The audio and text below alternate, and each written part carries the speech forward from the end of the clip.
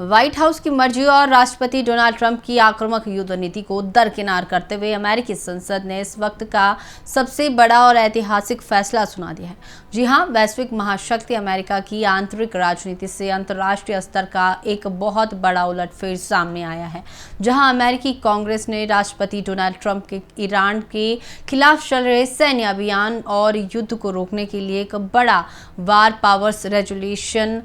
पारित कर दिया है। इससे व्हाइट हाउस और डोनाल्ड ट्रंप की आक्रामक विदेश नीति के लिए एक बेहद दुर्लभ और करारा राजनीतिक झटका माना जा रहा है, क्योंकि इस प्रस्ताव के पास होने से राष्ट्रपति की बिना संसद की मंजूरी के सीधे युद्ध का नेतृत्व करने की शक्तियों पर खड़ा अंकुश लग गया है। अंतर्राष्ट्रीय राजनीतिक विश्लेषकों के अनुसार इस फैसले की सबसे चौंकाने वाली बात यह रही कि इससे न केवल विपक्षी डेमोक्रेटिक पार्टी बल्कि खुद डोनाल्ड ट्रंप की अपनी रिपब्लिक पार्टी के कई सांसदों का भी खुला समर्थन मिला है। अमेरिकी सीनेट में इस ऐतिहासिक प्रस्ताव के पक्ष में 50 और विरोध में 48 वोट पड़े, जिसमें 4 रिपब्लिकन सांसदों ने अपनी ही पार्टी के राष्ट्रपति के खिलाफ जाकर इस प्रस्ताव के पक्ष में मतदान किया। वहीं अमेरिकी प्रतिनिधि सभा में भी यह प्रस्ताव 215 बनाम 208 वोटों के अंतर से पहले ही पारित हो चुका था। संसद के दोनों सदनों का यह मानना है कि फरवरी के अंत में ईरान पर हुए सैन्य हमलों के बाद से वैश्विक ऊर्जा बाजार में भारी उथल-पुथल मची है और देश के भीतर ईंधन की कीमतें व महंगाई तेजी से बढ़ रही है,